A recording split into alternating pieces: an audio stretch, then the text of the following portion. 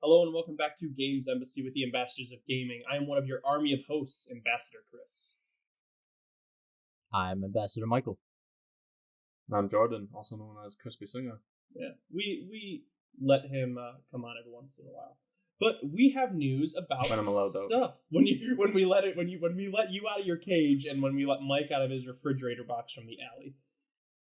Yes, I always it's a little known secret that I keep Billy, Jordan, and Daryl all in a British cage. I put the British flag over top of it so they don't see outside into the world and bark like animals. Man, I keep them all. That is contained. Impressively racist. That's great. That's really great. And I have my hands. I enjoy being caged in. I've adapted to it. I enjoy being caged. I love yard time, though. Okay, we have news about stuff. But before we move into the news, we have a very important thing to talk about. We're not going to be plugging our Patreon today. Instead, Mike has something more to say. Mike, go ahead and take us into it. Right, so this week we don't want to plug because there's more important things to talk about. Unfortunately, many of you know that YouTuber Etika, his name Desmond Amofa, has died from suicide. We're saddened to hear this news, and many people enjoyed his content.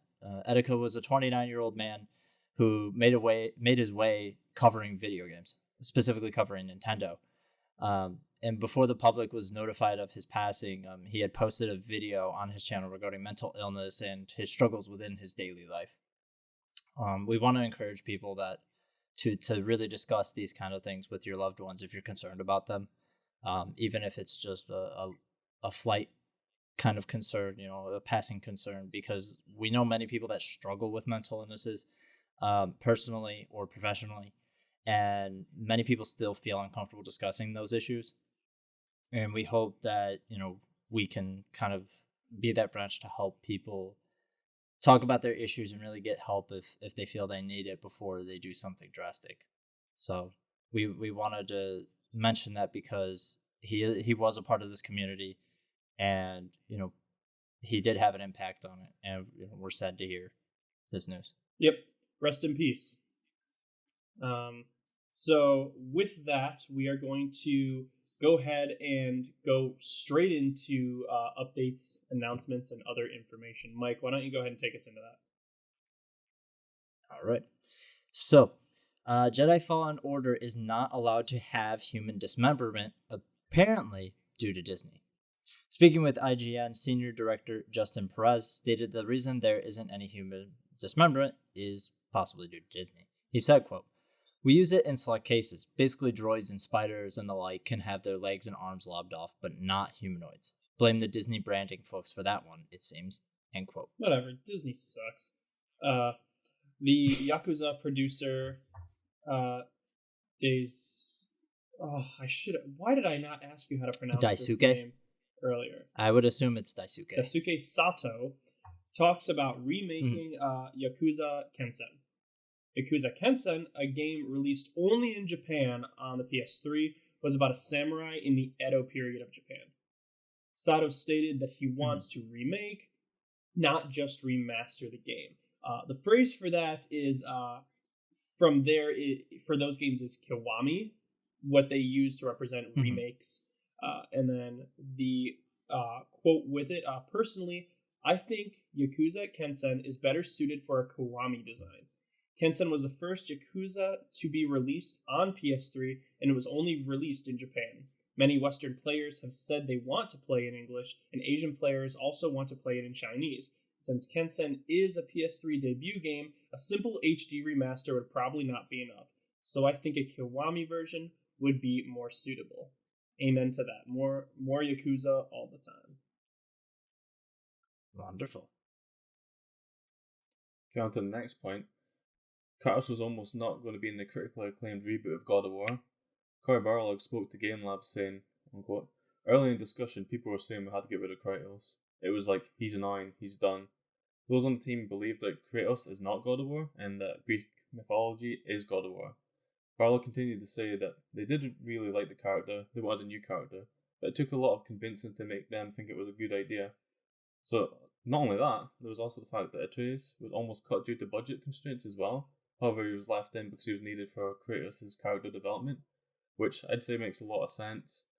But I was like, even going back to the start of this point, like, I always kind of had a thought in my head that Kratos could have been removed from the story, or I still think that he's going to be removed from the story at some point. I'm not like I'm a big fan of the game. Obviously, the latest installment's pretty much what got me into the series. Probably the same for a lot of other people as well.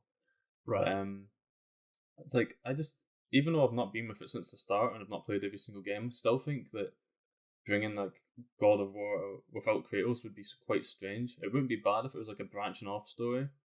Like, unless they're bringing his entire story arc to a close, then I just think it would be weird just randomly getting rid of him. So, like, all the God of War 3 ended in a way that you could have just, like, left it at that and not mentioned him again and probably cut him out without having to worry about that. I still feel like that would have been a weird choice, so I'm kind of happy that he got kept in the game. And the same with Arceus, because, like, there were kind of, like, the development between those characters throughout the game, the interactions, just in general, they brought the game to life, they made it quite interesting, and I think it just would have been really strange. I think the dynamic with them two characters would have been good, and even if it was just one, I don't think it would have been as good, I guess, because that's kind of what made the story more interesting, like the whole father-son bonding, seeing how he goes from being like not entirely really strict as a father, but he kind of becomes more lenient, but he's still concerned about his son, trying to make him be a better person. There's many things, and I think it would have been a totally different game. While we're on that subject, to be honest. While we're on that subject, I think that they should just cut Kratos' kid, because that kid was the most annoying thing of God of War. Really? That kid, See, I'm 50-50. I don't know. Like, there's times that kid is the okay. It's his kid sometimes acts as one of those mechanics where like they're like, "Hey, you're injured. Hey, you need to get to cover." No shit. I am aware. Pisses me off. There was times where I thought he was an annoying little shit, but other times I was enjoying kind of what he brought to the game and kind of the dynamic it added. I don't know if it would have been as fun if it was like someone else, like an older character or not. I do agree though, like at times. Well, okay, I was being dramatic. You don't have to cut him; just shut him up in combat, please. Yeah, I felt the same way. Yeah. But he was necessary for the story, but gameplay-wise, yeah, they could have done with a little less dialogue. Made him quiet. So, I think there's some dialogue throughout the game that just done my head, and it wasn't like the whole optional kind of stuff. It was just at a certain point in the game. I'm not going to really say spoilers, but like after so much had happened, basically it was like kind of like one of the main turning points, and it was like a kind of probably going to kind of spoil something, but it was like after the death of one of the non-playable characters in the storyline. And that's when he started becoming like more of a arrogant little arsehole, to be honest. Pardon my language. Yeah. But yeah, that kind of happened, and that's when I started having like, well, kind of just started disliking his character a bit because it was just irritating. I think they've done that on purpose to kind of develop his character a bit more and make him not be that much of an arsehole later on. But yeah.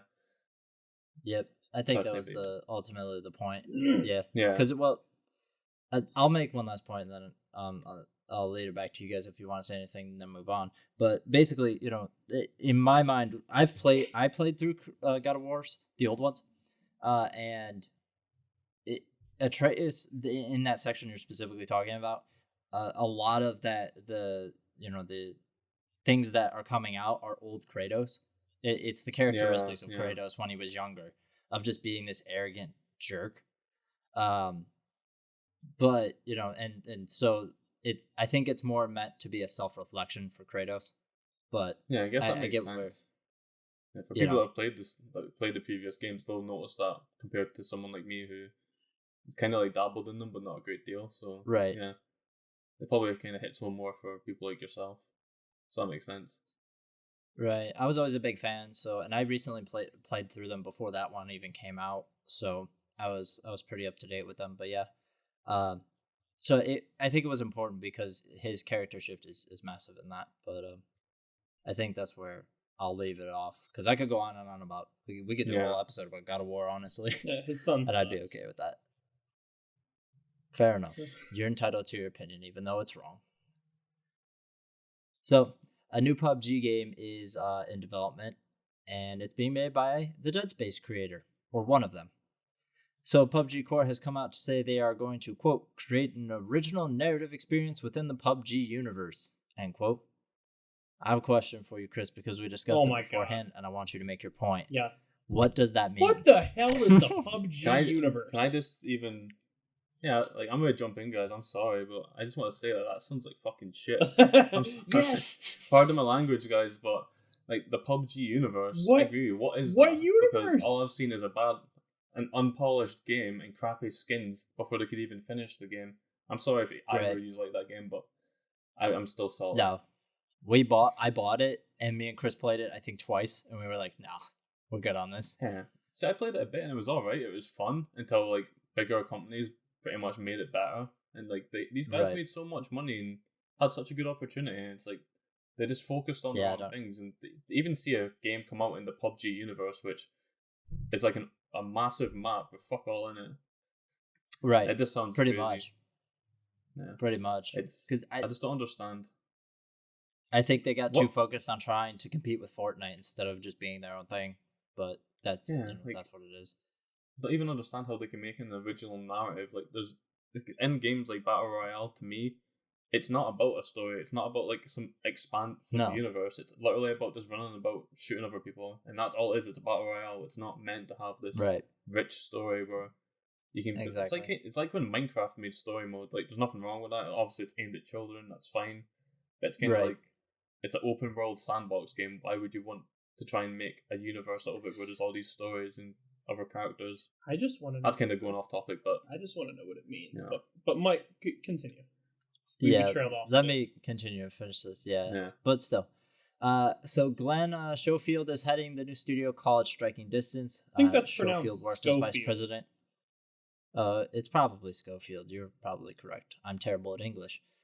Schofield worked as vice president and general manager of Visceral Games and as a co-founder of Sledgehammer. So, another person who helped make Sledgehammer that was like, bye. Yeah. And we worked at No, it's Visceral really Games. sad, Though when though. Visceral closed, they're like, bye. One could say Like they were eviscerated. That's stupid. You're oh stupid. Lord. Oh. No, like see the Dead Space creators making a PUBG game. Like how the Yeah, mighty we'll have see how fallen. that You goes. made No, it's not a Dead Space, PUBG game. It's in the beautiful PUBG universe. oh, well, fuck. What is the What PUBG if- universe other than What if shite? the It's like, horror... Sorry, go ahead. I'm sorry. is this going to be like the fucking mobile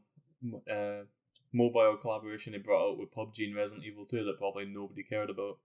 I say that probably there Probably. was some people playing it, but it's such like I don't understand. Like I still find it hard that they're trying to make a game within the PUBG universe because I have never heard of that term be used before. It's like they just made it up to try and get people interested. Like what is the Dead Space? What I can't remember the name of the spaceship in Dead Space actually.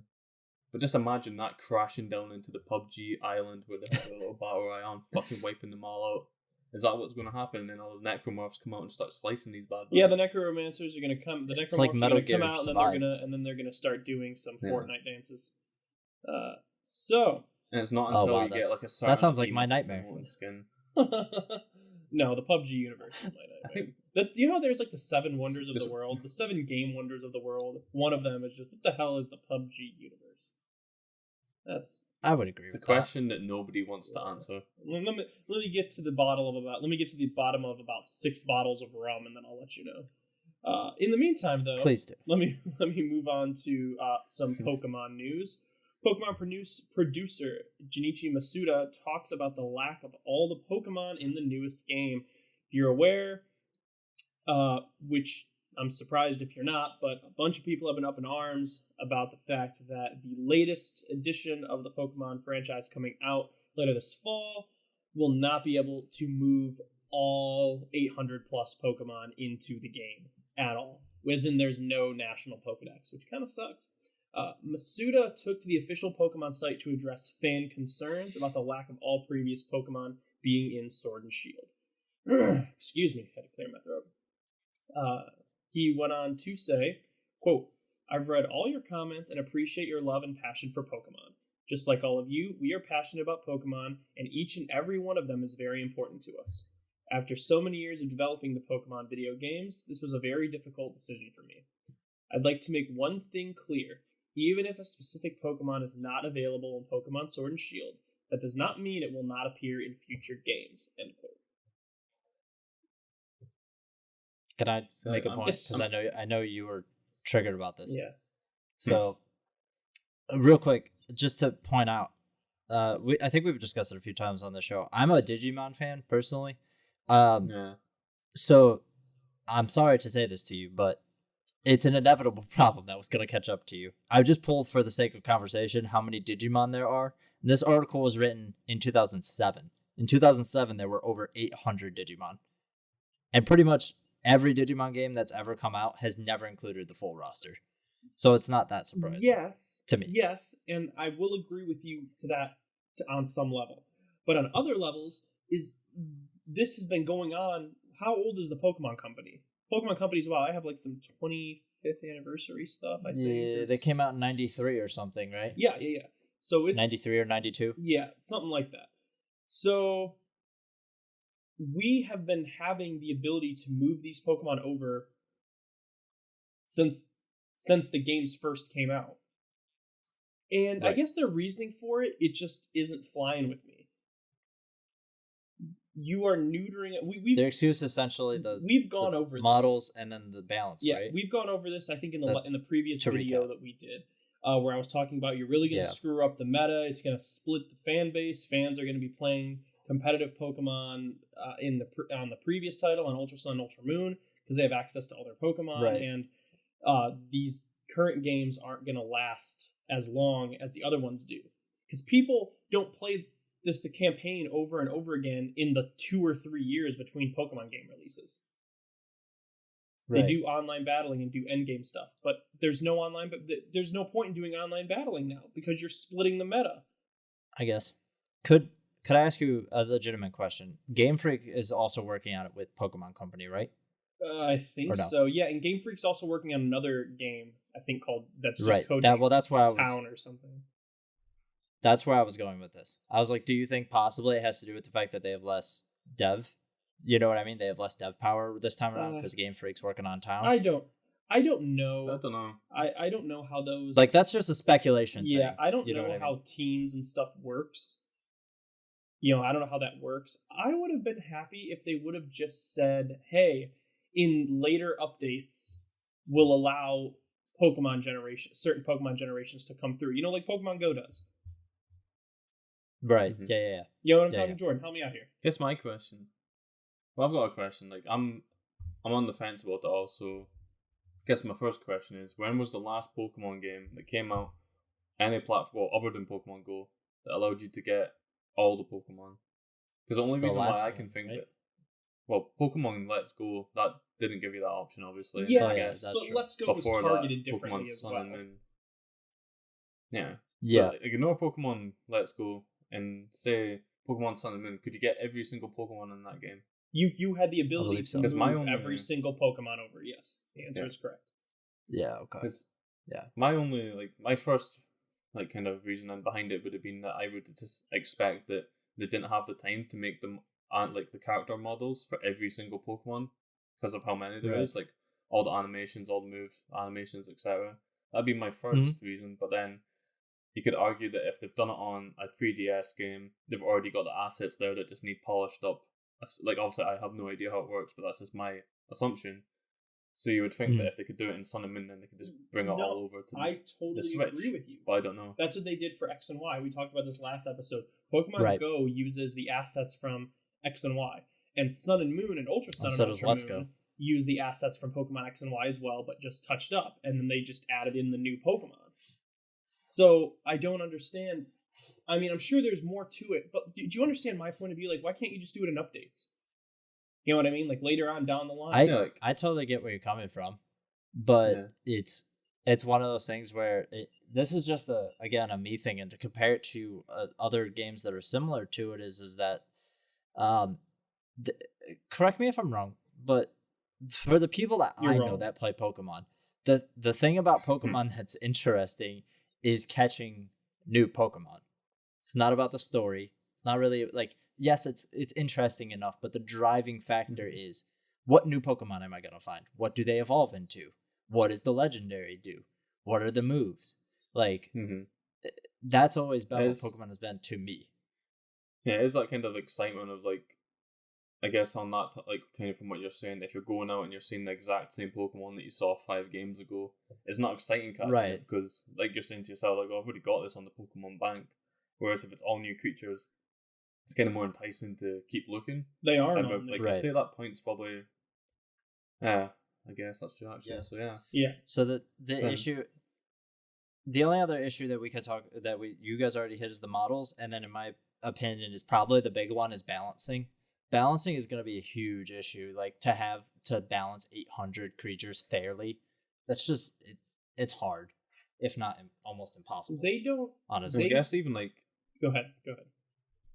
that's the way to say stuff like move sets, like having all these different factors of like the statistics that get applied to them. I guess it still goes back to the whole bring it from older games and bring it forward. Because if it's been like, I guess that's like my Right. mindset on Pokemon Go was, well, Let's Go was their first stab in the dark at making a big new Pokemon game on a home console, basically, and Right. that was the opportunity to see how well it would be received with a limited amount of Pokemon, rather than trying to do as many as they could in, for example, Sword and Shield. So that's kind of them easing into it, which I guess makes sense. But I've kind of lost where I was going there. I'm not gonna lie. Right. But Well, we kind of all end up at the same point of just like we try to make arguments against it, and ultimately it's like I don't really get the point why you can't do it.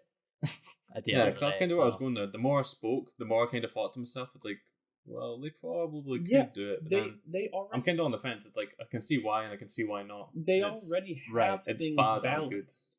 It's just that what they do is just you make it.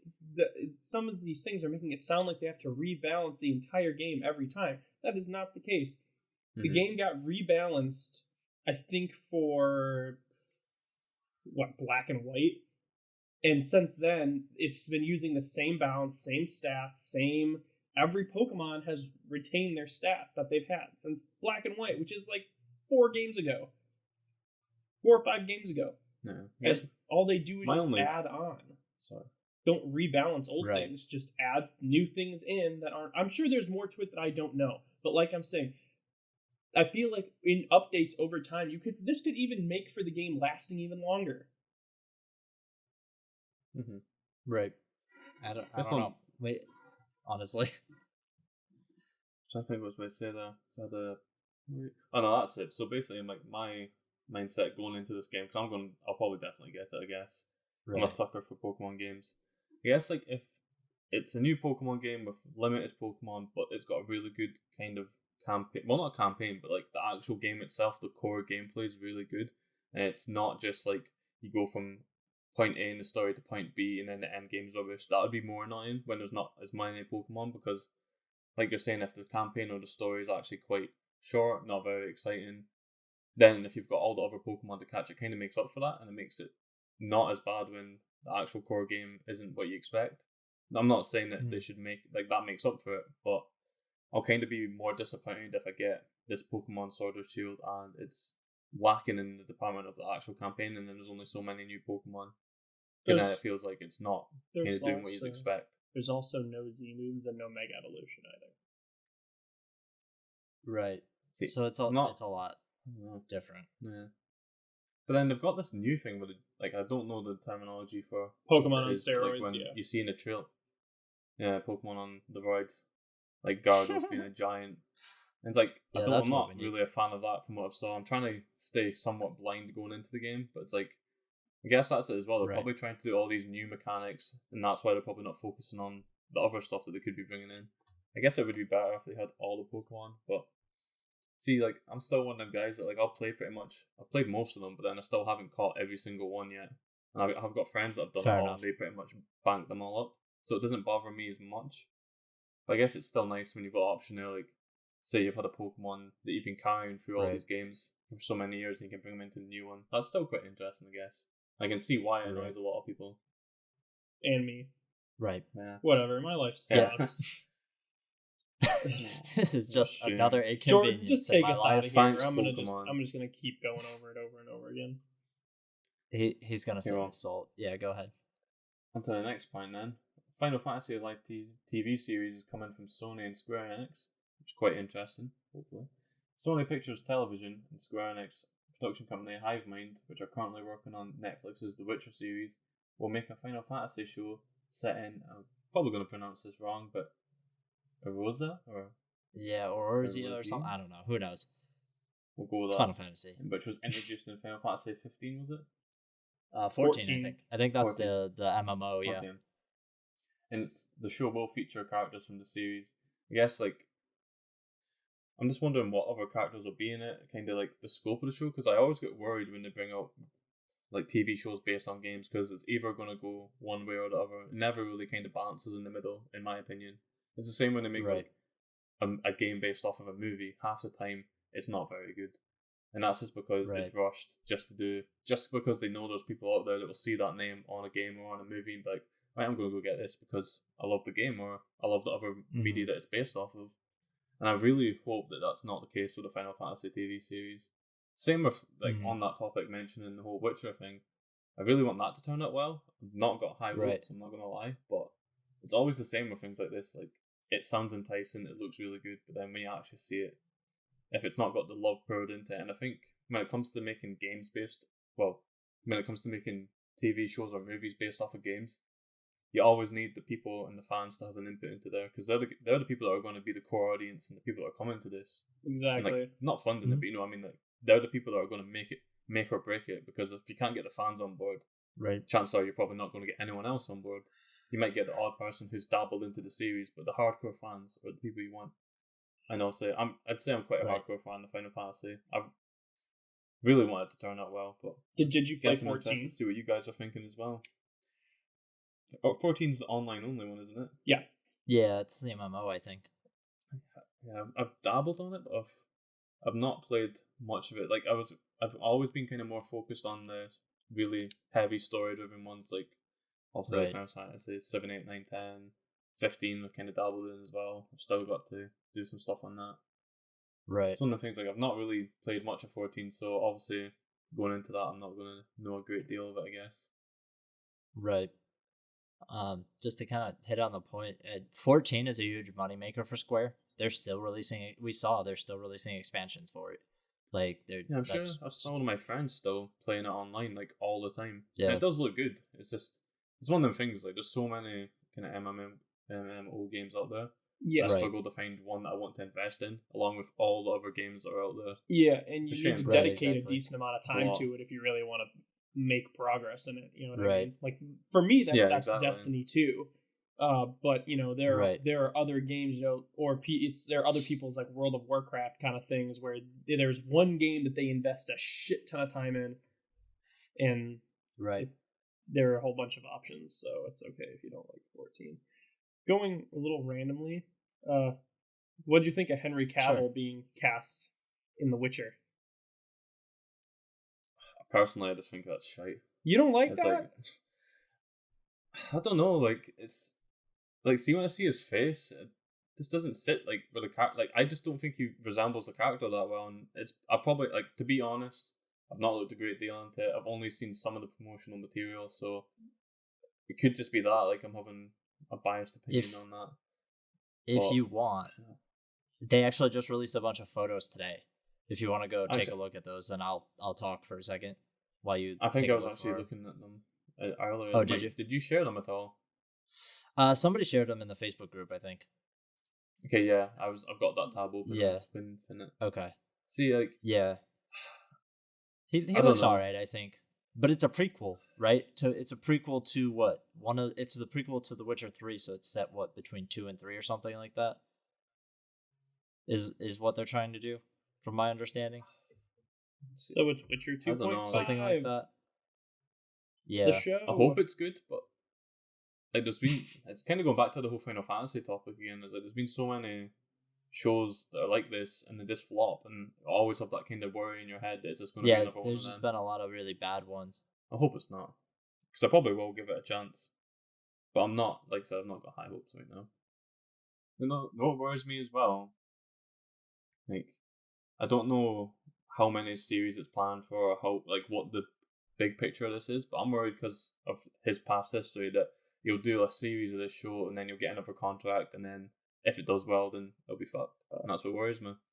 It's probably another reason why I'm not overly sold on the character just yet. Or the choice. I think for that he's gonna be good in The Witcher. Personally, I think that the dude's huge, he's jacked, and give him a wig and a beard. Yeah, that's probably true, to be honest, because we all know how they've went.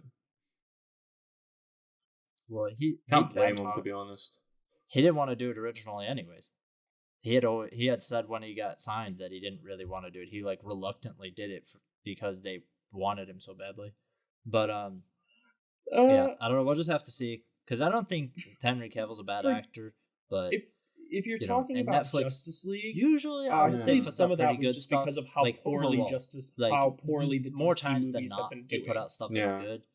But they still have stuff that's bad, so we'll just have to hold out and see. I think that's why Ben Affleck didn't want to do it either. And to be fair, like I have liked Henry, and I liked him in the Superman movies. I think the only time when I've seen him acting and I wasn't a big fan was Justice League, and obviously, as you were saying, that kind of done bad anyway. It was probably not very it was kind of like a rushed attempt to jump on the Marvel train, and obviously you can't jump on it when it's already going full speed. So that train has left exactly. That train left the station 10 years ago. Fucking DC's hanging on by a fucking chain, getting dragged through the fucking mud.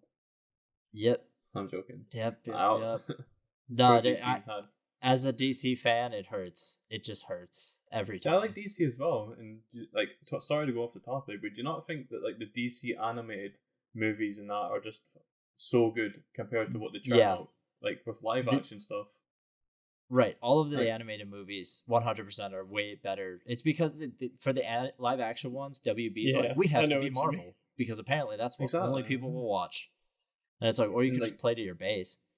Exactly, but whatever. They can just take the time. Like they can't beat Marvel at this stage. They need to ease into basically. it. If they'd done that, they'd do so much better rather than trying to rush into having their DC universe. And they've already got like so many movies that have came out and kind of flopped, which is really annoying because obviously like as Flashpoint paradox. But exactly. I could go on about DC all day, but I'm gonna move on because otherwise I'm gonna start to lose it. So start screaming down the mic. Basically. Well, this next one will make most people scream because it's politically charged, so that's wonderful. So Nintendo, Microsoft, and Sony got together to write a letter to the U.S. Administration asking to be exempt from the current trade tariffs. If you're unaware, the big name console makers requested that the current administration exempt video game consoles from the items listed on the tariffs. The company cited disruption in the market, loss of jobs, a loss of revenue, and a negative impact on consumers. Mike, move on. We're currently in the middle of a trade war over here.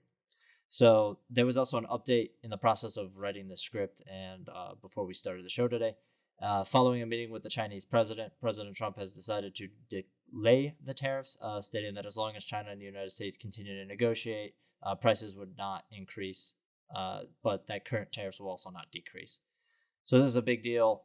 Normally we don't discuss this kind of stuff, but because if you were to increase tariffs in the way that they were discussing increasing tariffs in the US right before a new console generation launches, which we all are assuming is going to be the most expensive generation to date, it could push those prices up from 500 to 600 because basically all of those consoles are made in China. Like the parts are made in China, they're assembled in China.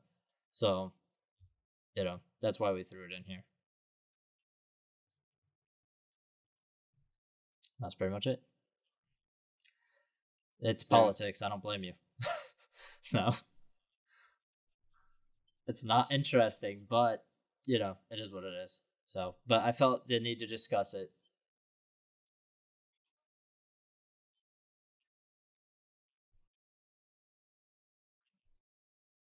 Right.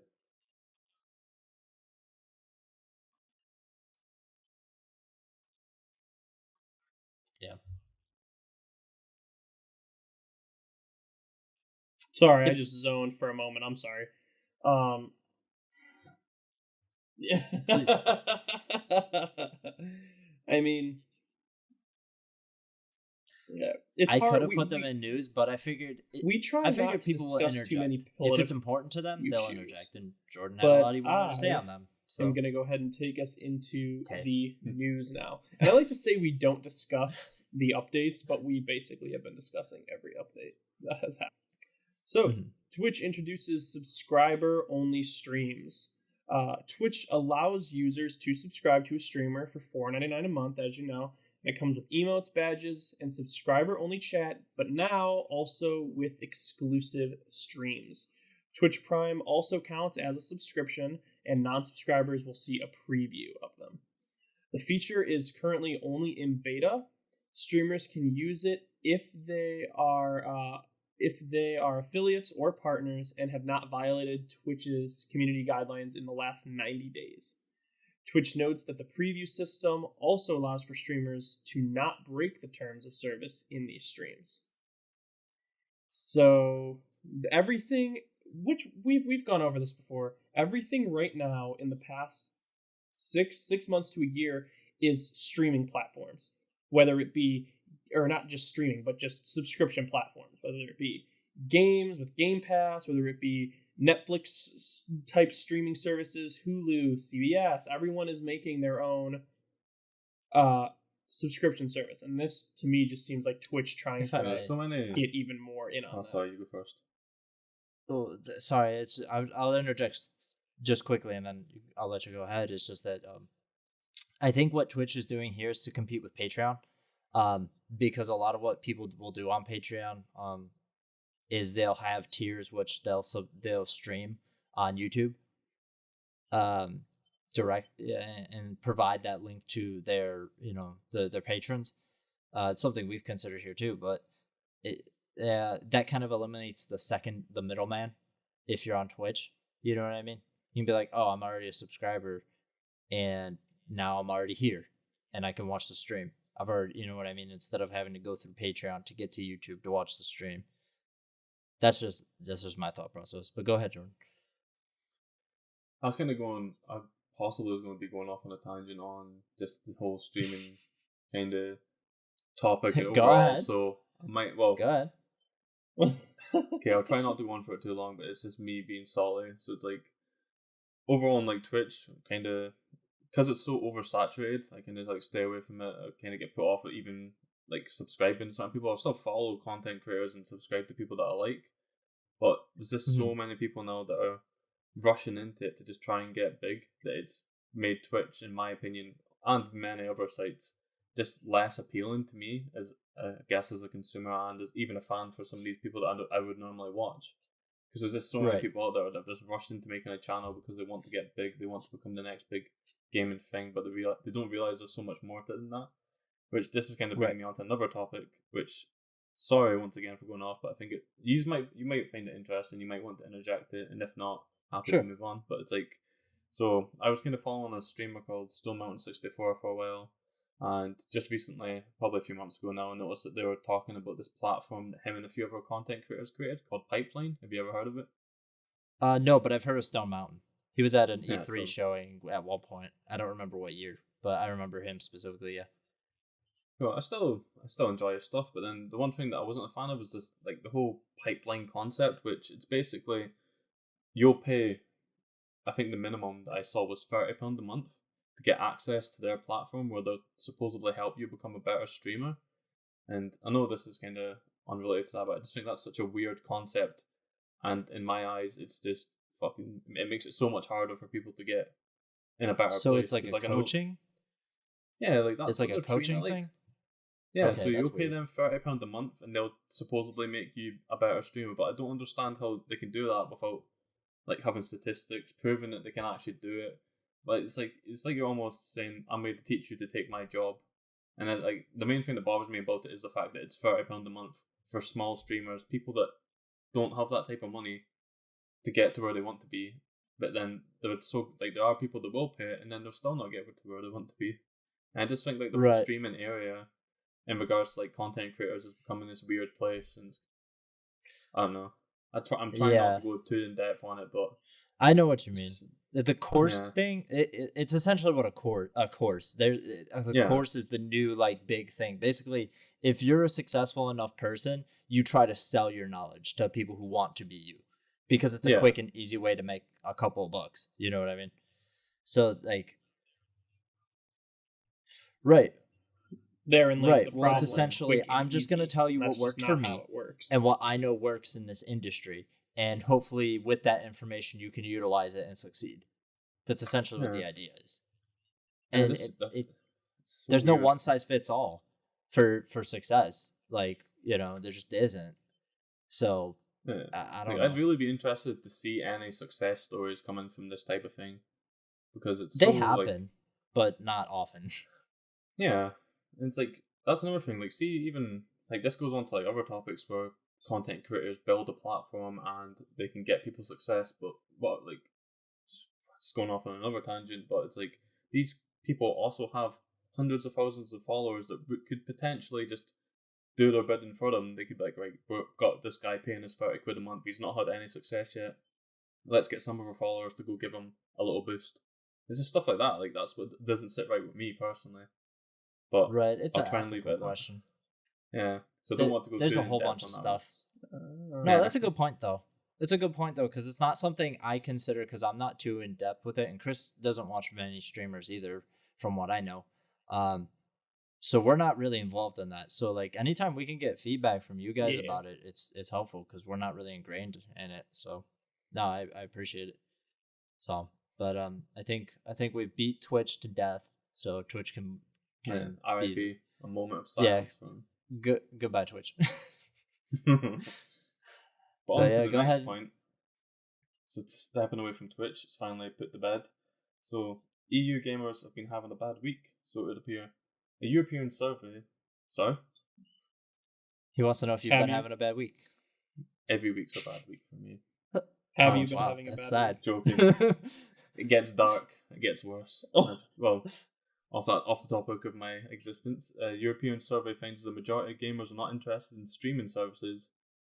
So, GamesIndustry.biz, along with research firm IPSOS, I'll say, Mhm. yeah, sorry, I can't even speak there.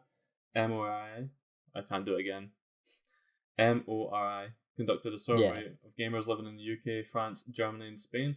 70% of the participants were not interested in services like Stadia, whereas 15% were interested, and the remaining 15% did not know or already used something similar, such as PS Now, to kind of get that service already. UK gamers seem to be the most interested, while Germans seem to be the least interested at 10% interest.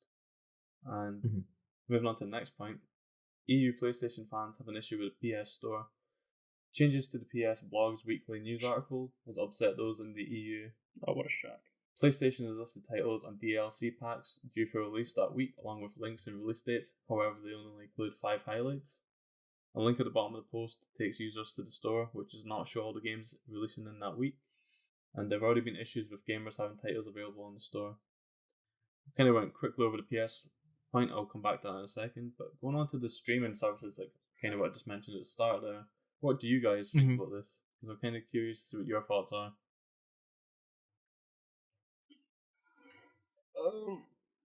There's a lot of moving pieces, and I think that it's hard to predict this because we have seen streaming done, we've seen streaming attempted, Mm-hmm. and the question that it always comes back to is latency. And I just need to see how Stadia does it, because I have confidence that Google can make it work Right. Yeah. because they're Google. I've gone off on this tangent like 2 other times, so I'm not going to turn it into a tangent. I just think that we need to see it, and once if it does come out and work, and people actually give it a try, I have no doubt that it Right. will catch on If it everywhere. works. Yeah, that's the thing. It's like, Where there's See, to decent me, internet, that like, is. I'm happy with my PC and my console and whatever else, like a Switch. Like, streaming sounds totally amazing, but like, personally, right now, I don't know if I'd even benefit from it because, like, I don't see myself ever being in a position where I'm going to be sitting, like, on a bus or something and want to play, like, use the Stadia to play something where I probably already have, like, the Switch that could do that. It's like, Mhm. I don't know, like, I'm interested in the concept, but at the same time, I'm worried about the execution. I just don't know if it's going to live up to the expectations that I have or other people, probably like thousands of other people have. Because I don't even know, it's like, I've kind of like in my head as well, I'm so adapted to Xbox, for example. Like, I like the way that works, like the whole achievement thing. Is that Right. kind of going to be put into Stadia? Like, things like that. Like, it's really little things Yeah, Yeah, Exactly. we don't know yet. We haven't I don't seen. know. a I think lot. Jordan Personally, hit I that don't good really point. mind. Oh, sorry, you go. No, I'm sorry. I didn't mean to interrupt. I thought you were done. My bad. Um, they, you hit on that point perfectly of like, I don't know when I'd actually use it because like for a lot of us, Yeah. we don't travel, at least not in a way that's like, I'm traveling every week. That's a very small portion of pretty much every population. I know it's more popular in Europe than it is here, but like many people that live here in the States don't travel for work. They don't travel outside of their town really. They just, they're pretty sedentary in where they're staying and where they're going. And so like I'm not sure that that really even matters. You know what I mean? The ability to, oh, I can play it on my phone, cool. But Yeah, like it's like, when am I going to need that? yeah, and it's like, You what know? benefit is it going to have on your phone? Like, sure, it's amazing that you could play like a really high quality game on your phone, but are you going to be wanting to sit there hunched over on your phone for a long period of time playing that type of game? I guess the other Right. thing that I'm kind of thinking of is even like say using this system at home. It's like that still has the whole latency thing, like you were saying. Like, is it still going to perform very well? Like, what's going to bring me there that I can't get on an Xbox or a PC right now, where that is like that entire thing's not even an issue because the game's already on the computer. It's like, is the It might be. yeah It might be affordability. It sometimes it's hard. Yeah, we think of consoles now because we already have them, but like, people say, okay, there's a $500 console here, yeah or I can give Stadia a try for a few bucks a month. Do you know what I mean? Give Stadia a try, and the next thing you know, Stadia turns yeah. out to be I really guess good. that You the just lost next someone question for me buying is, a console. so you're saying that, like, obviously when you're saying a couple bucks a month, that's just like, it's not like an accurate representation. But is there any like articles out there just mentioning the monthly price? Have you seen anything on that yet? $10 Yeah. a month. $10 a month, and I Yeah, think so there's that like it includes a catalog of yeah, games that's Right. kind of like almost that comparing they it to keep like, adding to. it's like the whole that's focusing on games that come on the service. And my main concern with that is I enjoy having a physical disc. I enjoy having a collection of things. Like, I might be old Mhm. fashioned. I just like all the games I've got. I just like it because I've got them now. And like, I don't think I'd ever become fully No, I invested agree. in just having games as a service because I like collecting my stuff. I like the cases. I like the nostalgia. I like the fact that if, say, I go by, looking at a game right now, I've got Gears of War 4. If I only had that on a gaming service and then they decide to pull that game, that's it gone. There's no way of me getting that back. Whereas if I've got the disc, I've got a physical copy, it's mine's forever. And as long as it works on that console, it's fine. And that's the same as Game Pass. Like, I've got a few friends that their main concern and issue with Game Pass is that once they decide it's done, it's done. So like, you might want to keep that game for as long as you can, but you don't get that choice, and you never will have to. You'll never be able to keep all the games through these services. I don't know. It's not a massive issue, I guess, but to me, I think it's kind of an issue. I pay for Game Pass purely because it makes sense. I've been paying for Gold and Game Pass separately for the past few months, so it makes Right. sense to pay for the Game Pass Ultimate. And And I'm you get probably a PC. total sucker. Yeah, I'm a sucker in the sense that there'll be games on Game Pass, and if it's cheap in a shop, I'll still go buy it because I want to have Right. it. Like, I like to have the disc. I don't But, blame you for that. yeah, it's a weird topic. It's like I do want Stadia to kind of succeed. I think there's potential, but at the same time, it's like I still don't know if I would benefit much from it because like I enjoy just coming home, sitting down with my games. I've got my console, I've got my man cave, and Right. yeah, you could argue nothing would change when you've got Stadia, but I don't know. I think I'm just skeptical, and that's my main issue. And I think a lot of I don't people are blame you. probably the same. Yeah.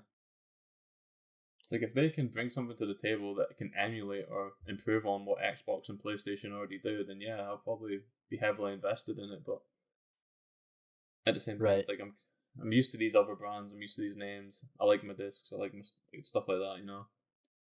Right. No, I don't Probably blame you. So Yeah, I understand what you mean. The yeah. games market's becoming more and more digital though, and less physical. I think as much as I like collecting physical things, it probably won't be Yeah. too much Yeah, it longer. just Well, okay, depends. no, that's ominous to say. I think that it will exponentially I think they'll push for decrease it to probably decrease definitely, over the next because then 5 it to cuts 10 costs for years. them, and ultimately that's what they Right. want. So like it's going to happen. I think regardless if we wanted to, we can try and stop it. But there's like I think that even if it does say that like it eventually dies down to a point that there's pretty much no discs, I think there'll still be people that will try and push. Like I'm sure there's a service just now. I can't remember the name of it. It's like a company that make like limited runs of games. Yep. So like, they're basically literally like, called Limited Run. Yeah, Oh. I know what you're talking about. Yeah, I yeah. got So you. like stuff like that. I think they'll be there in the future as well if that does happen. But Right. I don't know. I think I I'm think just that's too probably old fashioned collecting. what we'll see. Yeah. I agree with you guys, and I hate to keep bringing it up. It's just relevant to the conversation. It's just that if you're unaware, Jim Sterling just makes great points all the time, and it's just one of those things where it's like I could make a point, but I don't want to like seem like I'm trying to like come off as it's like something I originally thought of. Like obviously I saw this sort of stuff, and so like I'd rather just be honest about it. He talked about, I think it was a couple of weeks ago, essentially they're trying to kill two birds with one stone. They're like, how can we make more money and also not have to publish discs? A subscription service will make you buy all your games digitally and you don't actually own them, so we can pull them whenever we want. So I think that's probably why you're seeing the subscription services, is because that's how they're going to try to move people to digital first before they're like, okay, we're not making physical games anymore. But yes, it's going to still be a thing. I'm sorry. I still think it's going to be a thing. You're still going to be able to get like Call of Duty on disc, because from everything we know, the next Xbox and the next PlayStation both have disc drives. So they're not going away. So at least next gen, you'll still be able to get them for the most part. I think like another thing, like this is like the nostalgia speaking, like one thing that I'd miss if they get rid of the whole kind of disc and that eventually, and it doesn't really happen as much anymore because I'm a bit older. Obviously, I can get games easier. I can get games delivered.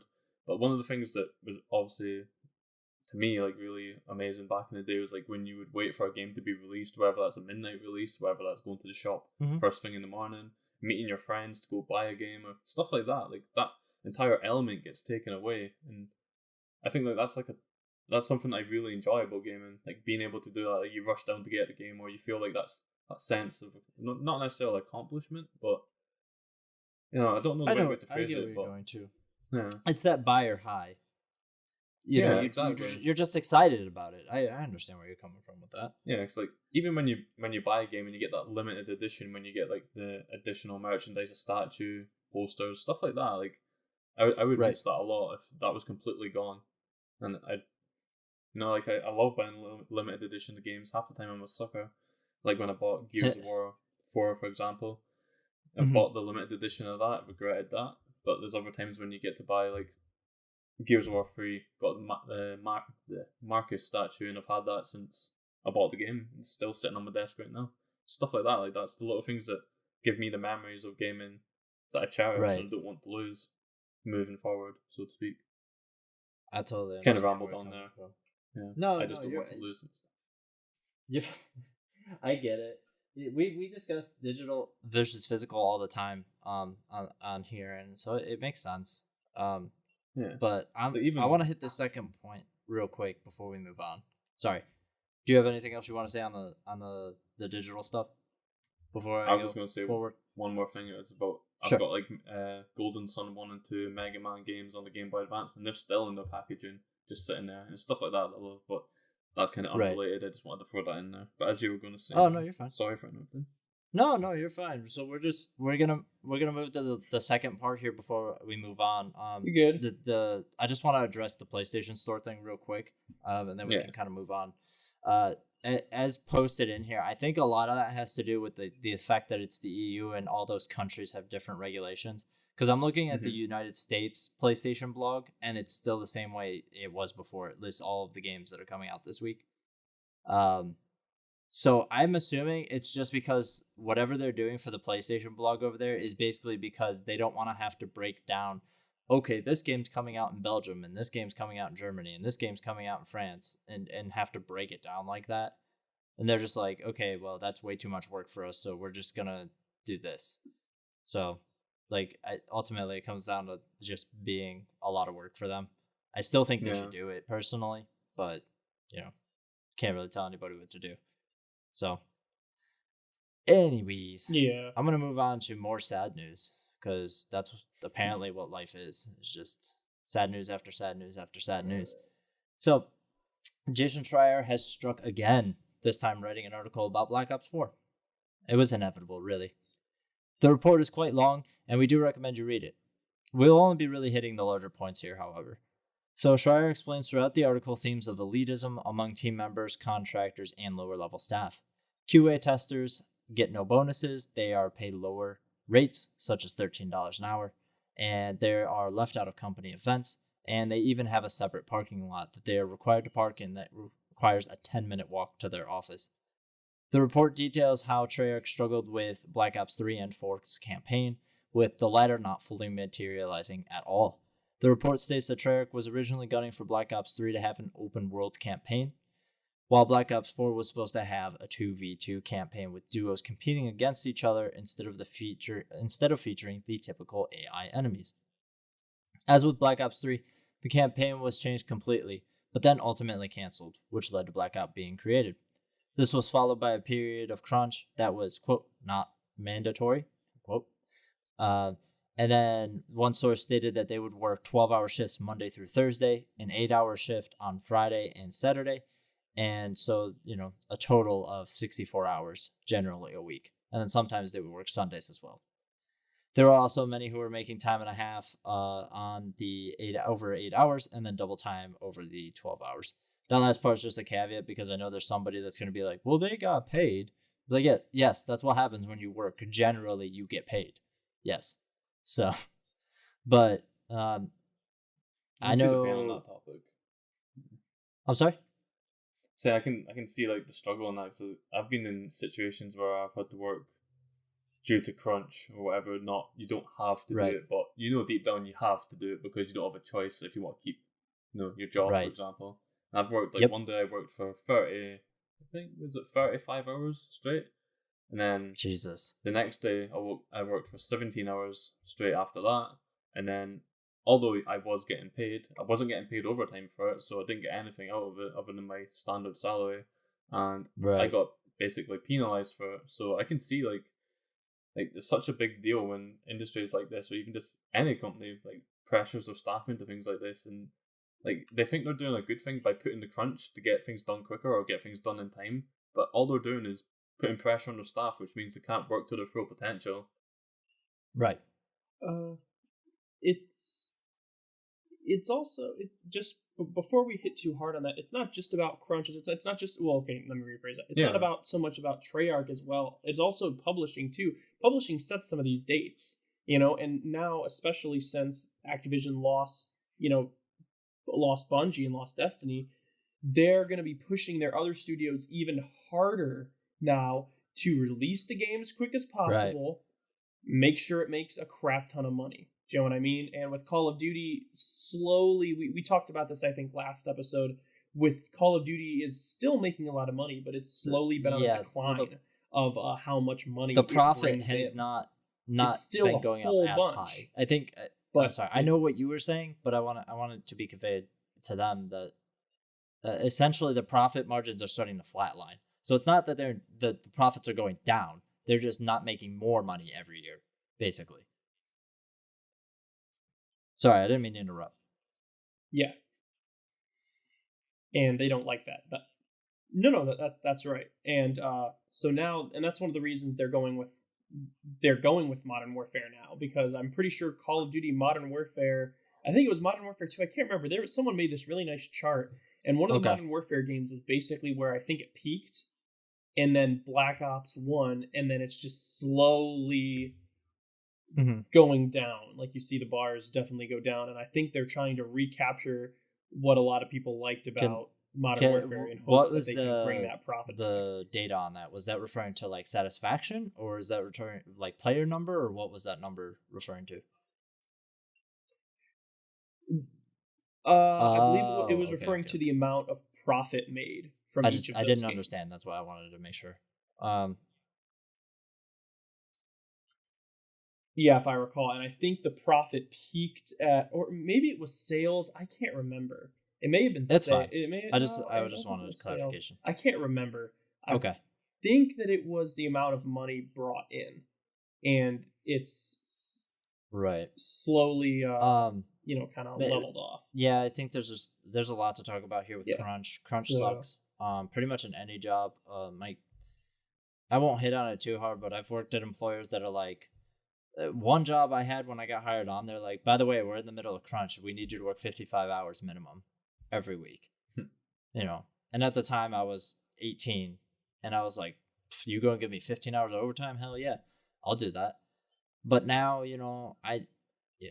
I'm not as willing to do that. Like, don't get me wrong, like, I don't have a problem doing overtime, but like, I have ambassadors I want to do, so I do overtime. You know what I mean? Like, in quotes, like I'm doing work outside of my 40 hours a week at my job. So like, I get where these people are coming from, and I don't even have a family to consider. So, but I think the big points here is that we know crunch exists. We all know that. We also know QA testers get shit on. Like, we all know that. What I didn't know is that it's this bad. I don't know how much you know about American economics, Jordan, but $13 an hour is very rough for pretty much anyone to live in any city. Like, you can do it, but it's difficult. These people work in LA, one of the most expensive cities in the entire country. So, is asininely high. Yeah, the cost of living is very high, so that's You know, that's Right. the thing That's as well. Like, like, when you're in a yeah, company like that's this, that's and obnoxious. this type of situation crops up on you, it's not like you can just turn around and be like, well, fuck you, I'm going to find something else, because chances are you might not be able to, and even if you try, you might not get lucky, because if you burn your bridges at a company, even though they're shafting you, it's still going to put you in a bad position when you try to go somewhere else, and that's the main problem. It's like, you can't escape it. Like, I really feel for the developers, or even just like the testers, anyone who's in that situation within that industry. Right, because the worst horrible. part is these people bounce around. So it's not like, Yeah. your manager at Yeah. Treyarch, and you bounce to wherever, and it's like, oh, this guy used to work in Infinity Ward. You know what I mean? Like, so it's not even that. It's just that too. Like, people move. So like, even if you move to a different place, it might be the same people you're dealing with, or similar people, or people that know the people Exactly. you used to work with. And so it's really weird.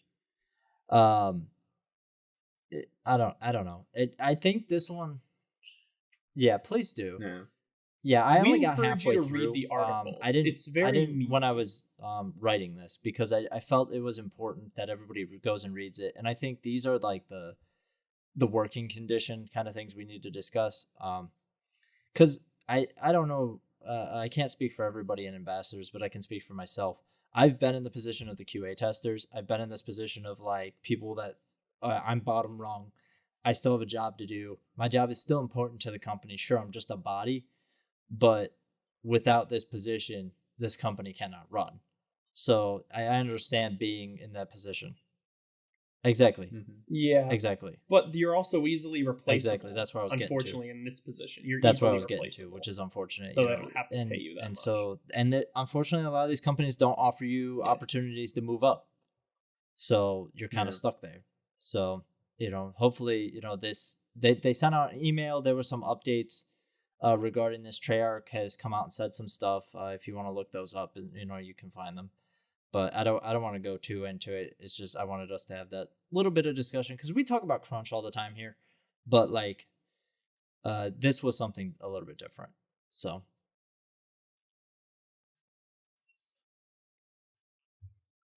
Yeah. So now comes our last it's not story. depressing. And it's some fun stuff. Some really fun stuff. Yeah, it's not depressing at all. It's everyone's Wonderful. favorite gaming powerhouse, Sony. So the Wall Street Journal splits. The Wall Street Journal not splits. I'm sorry. Wall Street Journal spills. It spills the What beans. the hell kind of a title? Oh, spill some beans. That's me. That was on me. I was like, wait. Why is he botching this so bad? And then I realized Dumbass. I am the one who screwed up. Like, you spilled the beans. Apologies. In my head, that sounded better. Spilled some beans. My bad. Okay, let's try. Let's try that again. All right. The Wall Street Journal spills the beans about PS5 and Sony's mindset. This report highlights multiple issues. First of which being Sony views Microsoft as its main competitor for the next generation. Not very shocking.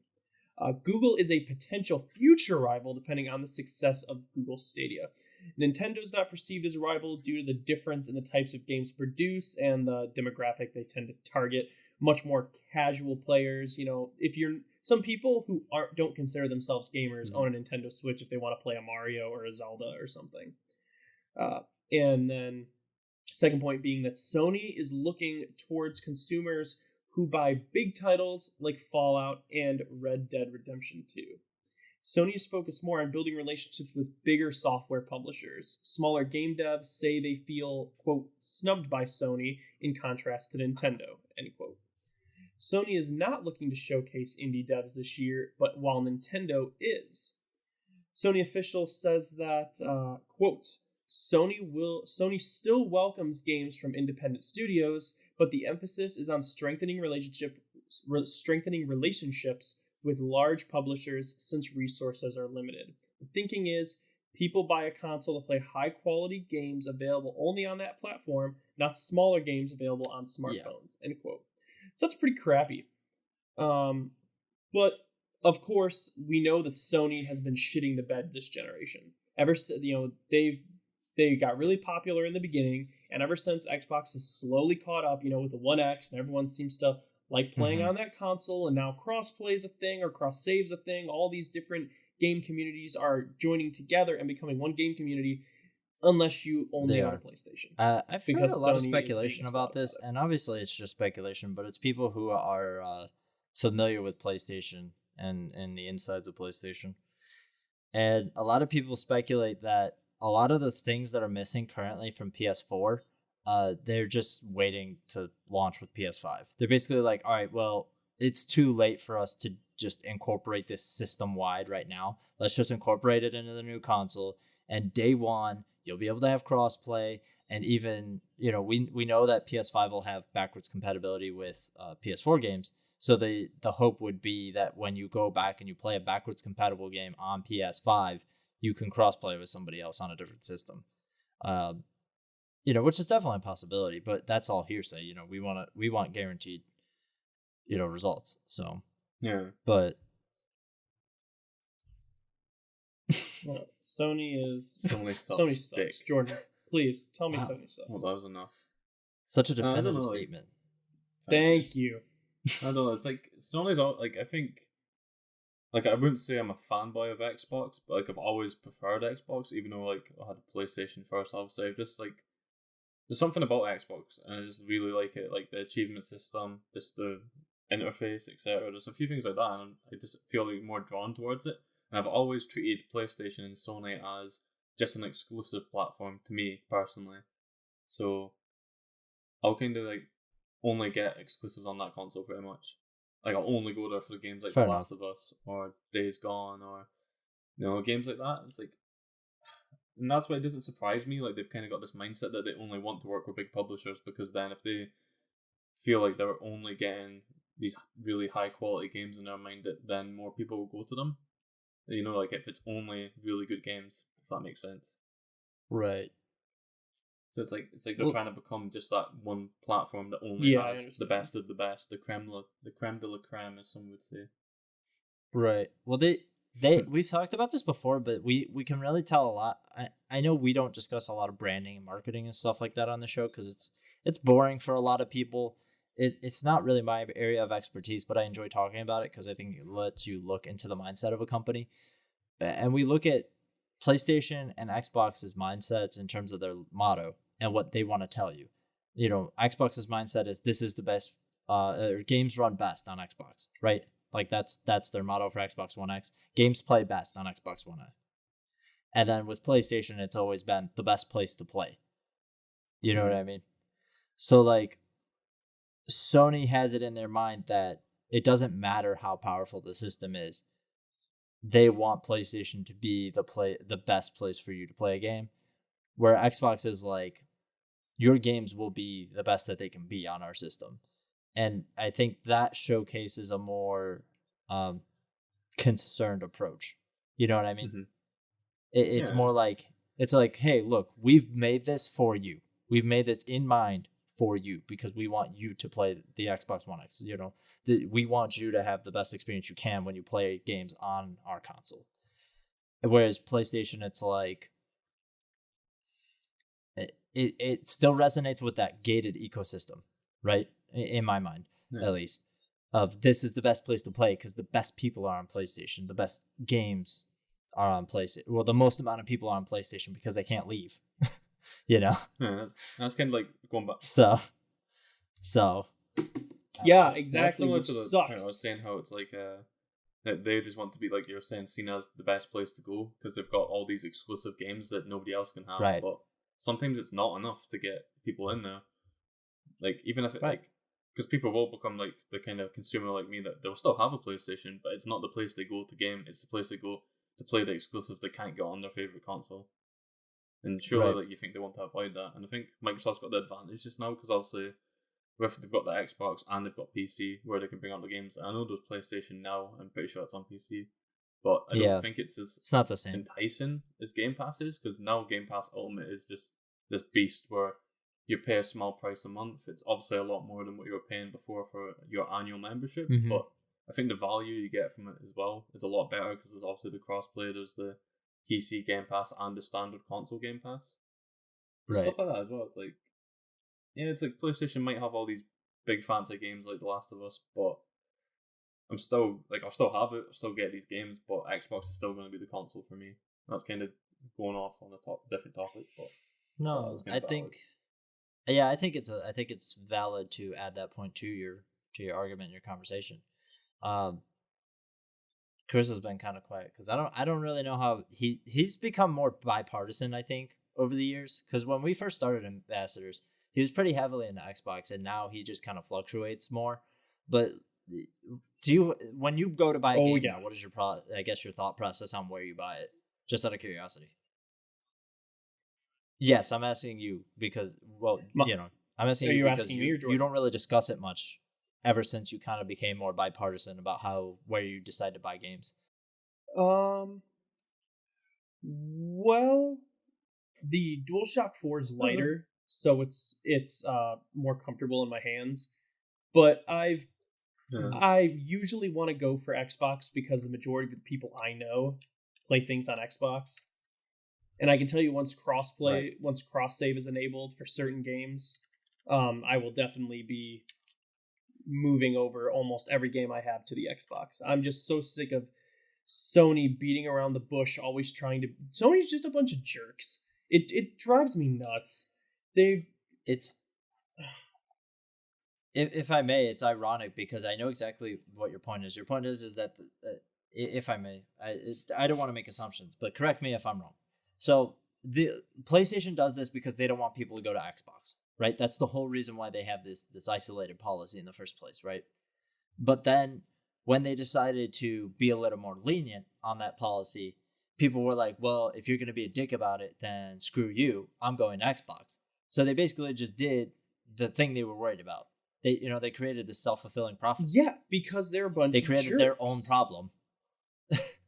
Because they're a bunch of jerks. They got arrogant and greedy. Yeah, they got arrogant, they got greedy. And now, when people were looking forward to cross-play and cross-save, and we're like, okay, hey, now you can play on your PlayStation, and you can play with people on other platforms. Like, you're like, but we're not going to do that. Just stay with Sony. Like, just stay with your PlayStation, right. You're fine. And when the whole rest of, and it might work for a little bit, but then when the whole rest of the community banded together and it's like, hey, we're cross-play for everything. Like, we're gonna work together. Yeah, we're gonna get as many things cross-play and cross-save as we can. And Sony's over here like, it just all that did was make Sony look worse. Because now Sony's the only one not playing ball. Right. If I may, Sony's been kind of a pain in the back, or pain in the butt for pretty much Microsoft and Nintendo for a very long time. You know what I mean? Like they've always been a hindrance to those companies. So now they have the first opportunity in a very long time to be like, screw it, we're gonna cut them at the knees, because they can. And I don't really blame them for it. Not only do they get to make this cut, at Sony, but they can also be like, oh, look at how good this makes us. On top of that, so it's like Yeah. it's a win-win for them. And Sony's just over there hubbubbing for whatever reason, because I guess Sony themselves are actually concerned about PlayStation. I don't know if you guys know this, but like, well, Chris does. I think PlayStation is the majority of where Sony makes their money, like the company itself. So they like make way more money on PlayStation than they do on any other product they have. So like that's their main breadwinner. So of course they're like protective of it. But at the same point, that's what screws them over. When it comes to cross save or cross play, I can tell you that I'm a frequent Destiny player. I say it all the time. So of course I'm looking forward to the ability to cross play this fall. And I couldn't help but notice, or cross save this fall, I couldn't help but notice, I looked at the Stadia reveal video, and when they talk about how Destiny 2's cross save will work with Stadia, there's a little prompt at the bottom that says, pending approval from Sony to work with PlayStation. And I looked into it. And luckily they did apparently right before an announcement or something from Bungie. Sony agreed, like the day before they did some reveal stuff. Sony agreed. Right. And I can tell you that even if they wouldn't have agreed, this fall, whether they were cross save or not, I would have just started over on the Xbox, because I'm so sick of the BS that Sony tries to pull. Right. Yeah. Whether it works or not, the I'm whole leaving. Sony thing as well. It's like, yeah, I don't see how like this.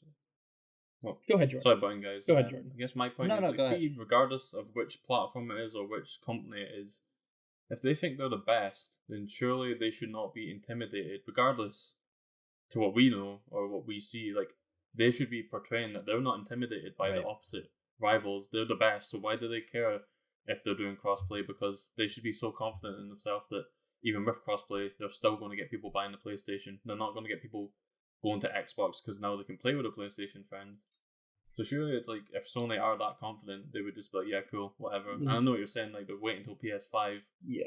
It's like, surely if they're so confident in their own consumers, their own skills, their own platform, that they wouldn't be worried about crossplay with Nintendo or Xbox. Let me because you think let me tell you, I think that the PS5 is what they're really concerned about.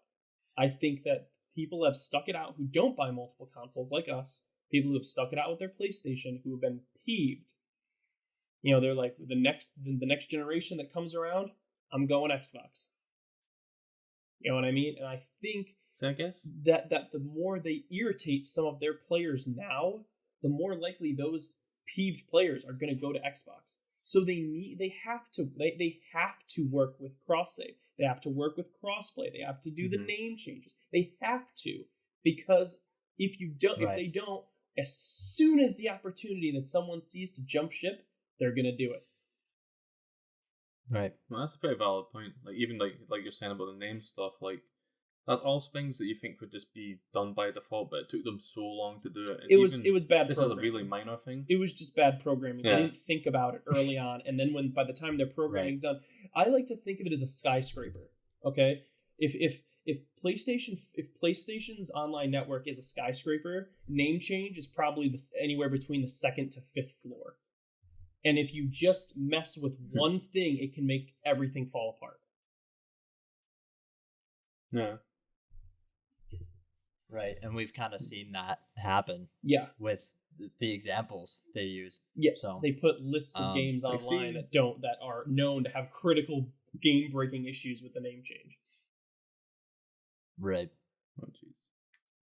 So not to detract from...